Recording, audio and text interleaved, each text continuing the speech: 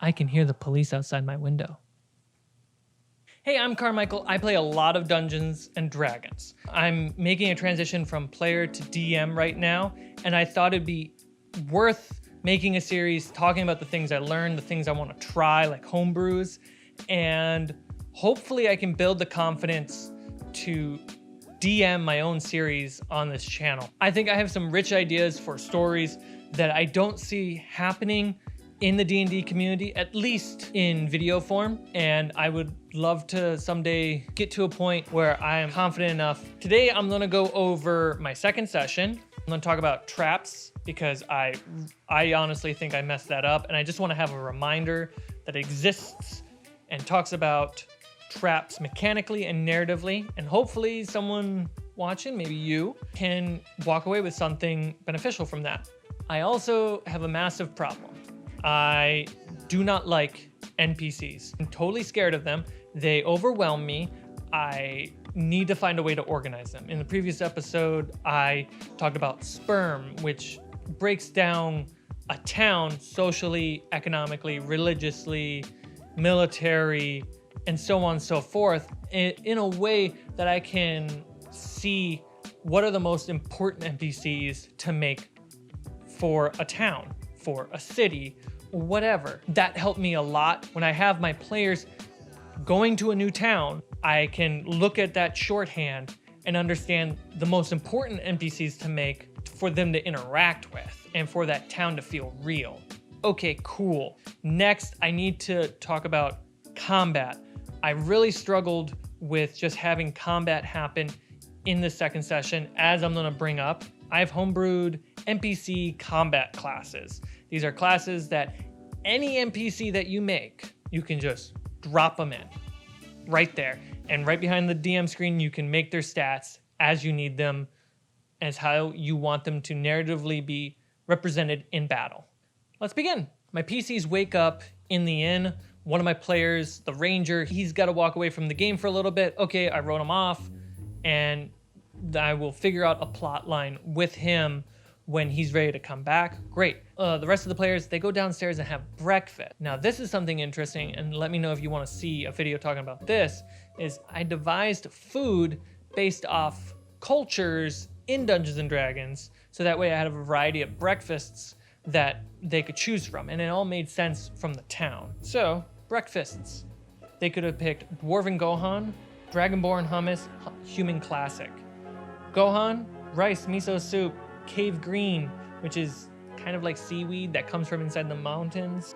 Salted salmon and raw egg on sesame seeds, ginger, and avocado. Sounds pretty good. Dragonborn Hummus, fresh hummus made with chickpeas, sesame seeds, fried egg, chopped pickle, fresh pita bread, sweet. Human Classic, bacon, sausages, eggs, fried tomatoes, toast with fresh apple jam, because there's an orchard in the town, and orange juice, which they would import. If you watch the Sperm video where I talked about breaking down the town, you would know that the town has a lot of miners, the guild, and they're mostly filled up with dwarfs. So the local inn has a cheap cultural dwarven meal. The cook is a blue dragonborn, and he likes his hummus, so he makes dragonborn hummus. I'll probably take away the race names on there, but I also like it because it's shorthand to understand which culture may have made that, and it's story anonymous. So if your story has dragonborn culture be something else, you can just swap out the word dragonborn for this, and dwarven swap it out for that. So I'm just leaving it that way so I understand culturally where it came from, because I don't have a world. I'm just following a module, and this helps. And it helps make the world more richer for my players. And then we have a human innkeeper, and she would have that human classic. After breakfast, based off some hints that they got from the first session, they hurry back to the goblin ambush site on the trail that they got attacked. They follow some goblin trails in the snow, and this is where the traps come in.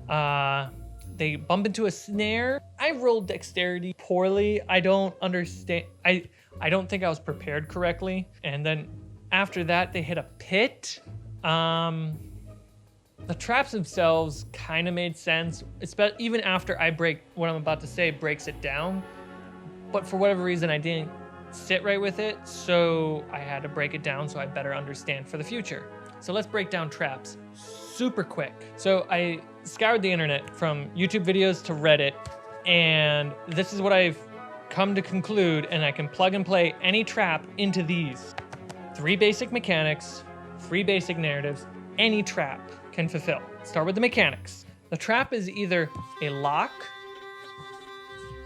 a secret, or a trial. That's it. Your trap can't be anything but those 3 things. Let me explain. You either have the solution or you don't. A physical item that disables the trap, a button, a key, a specific puzzle piece that has to fit in a specific part of the wall. That trap is disabled or avoided by a physical item that you need to make sure you have. Otherwise, you got to deal with the trap. Secrets, you either know the solution or you don't. Secrets are you need the information to pass through or avoid the trap. A pit would probably be a good one. I know my players argued for dexterity rolls to avoid the trap. I think going back, I wouldn't have let them roll dexterity saving throws. I think if they didn't pass the perception to see it, they wouldn't have gotten the information to notice that the trap is there, and they would fall. The perception check was the check for the trap. I rolled dexterity and perception. That was way too much rolling for me. So let's jump into the 3 basic narrative that a lock, secret, or trial would be. I haven't said trial yet. Trials, you either survive or you don't. Basically, a trial is more physical based, and secret is the mental side of that. While lock doesn't necessarily rely on you as a person specifically and what you can do. You just need this thing to open the door. Okay, 3 narratives any trap should do. This is very interesting to learn because it makes a lot of sense. First, like low level trap, just keep you out. Lock the door, keep you out. Lock the chest, keep you out. Secret passage that you think is a way in, but it actually was a trap to keep you out, and it just leads you back outside. A trial that is not meant to actually fight you to the end, but it's meant to beat you a little bit, to scare you, to get you to leave. That's meant to keep you out. Next up, we have capture, like a pit, snare. Let's use the same analogy. A secret passage, rather than it's meant to keep you out and send you back around, it's meant to capture you. So the door shuts behind you, or a pit falls right there and you slide down and you're stuck in this pit. And for the owner of the trap to find you, whether they're still alive or not, will determine how much that sucks. Or you're fighting a big baddie. It's technically a trap that's meant to capture you. So it's supposed to beat you down to a point where they can take you or your party member away. Finally, the final narrative is that a trap should kill you. The 3 possible narratives. The kill is secret passage, door shuts, spikes come in, you're doomed. Does it kill you or not determines on your players, what they know and what they want to do.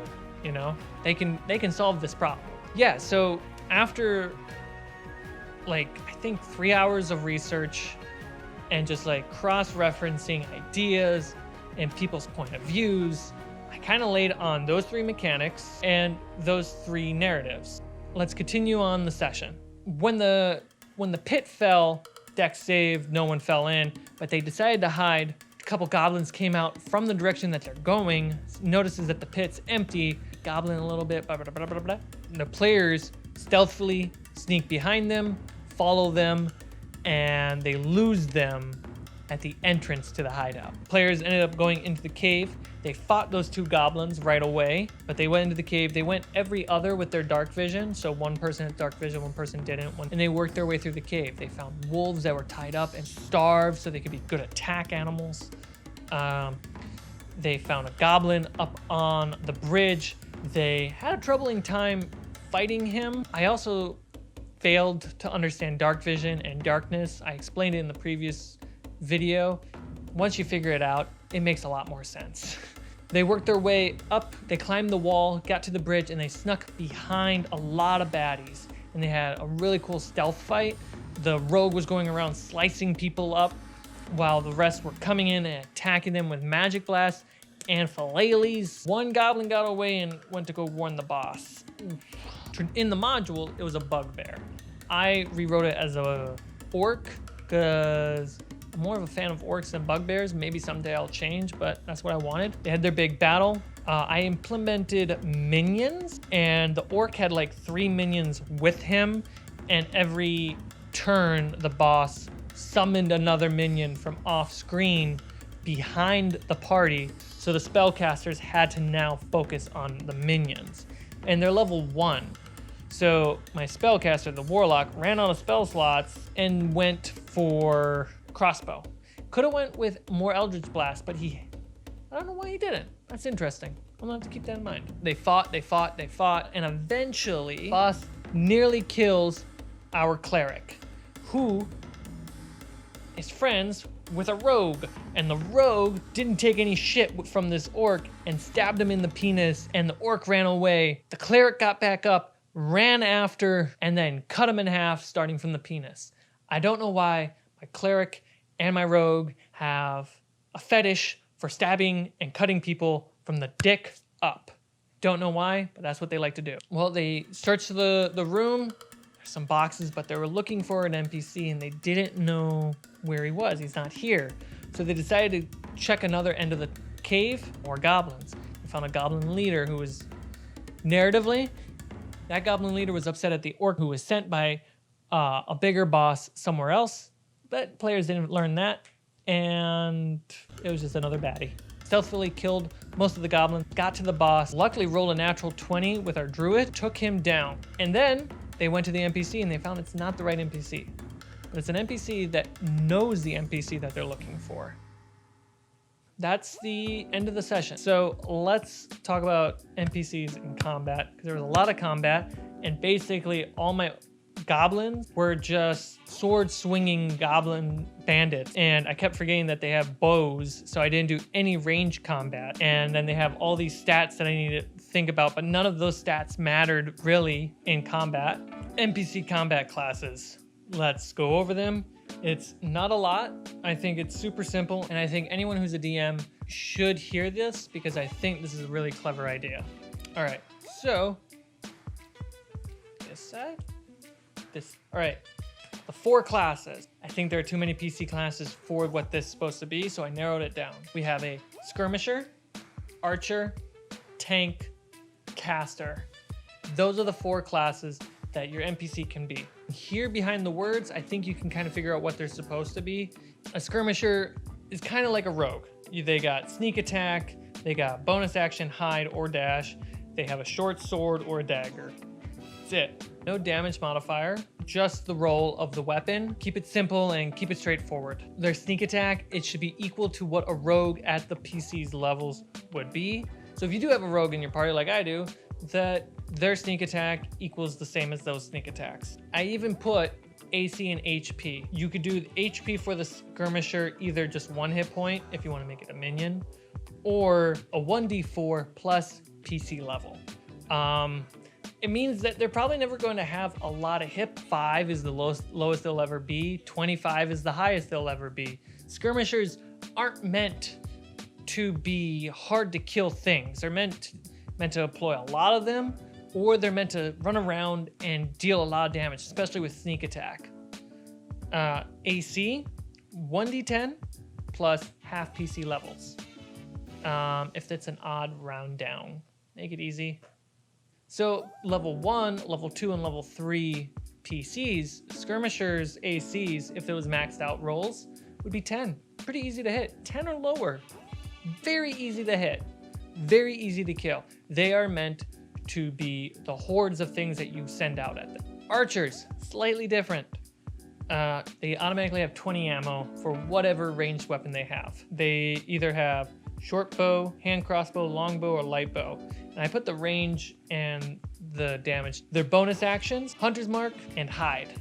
That's all they can do. I like the idea of they spend a bonus action to lock onto a target and shoot. Next time they go, shoot, hide. I like that. Shoot with advantage if they come out of hiding, because that's how hide works. Also, heavy crossbow. Forgot about that. Next up, we have tanks. Bonus action, a tank can rage or do something similar to the charger action. They have the grappler feat, which is advantage on attack rolls against those grappling them. So I imagine tanks kind of like the tank from Left 4 Dead or hunters from Halo. Big, bulky suckers that take a lot of damage, may or may not be easy to hit depending on how they're raging. After the tank, we have the caster. They essentially have 3 spells. You can give them 4, but I say just 3. It's a lot to keep in mind when you open a module and it says their spellcaster for an NPC has 15 spells to pick through. I'm not going to get to use all 15 spells. So a caster NPC, their AC is 1d4 plus half PC level. So the highest it could ever be is AC 14. A caster, yeah, perfect. I mean, the lowest it'll ever be is 5. Totally easy to hit a caster. HP though, 1d6 times PC level. I think that's fair for a spellcaster. Especially one that you wanted to last maybe 1 or 2 rounds. Caster's abilities. It's the Warcaster feat. I think that's totally fine. It's supposed to be a challenge. If you were to add a 4th spell, I would say, start mixing this up. I would say 1 and 3 should be aggressive. 2 and 4 should be defensive. You can play with that. If you want to make the opportunity attack one a defensive one, I would do that too.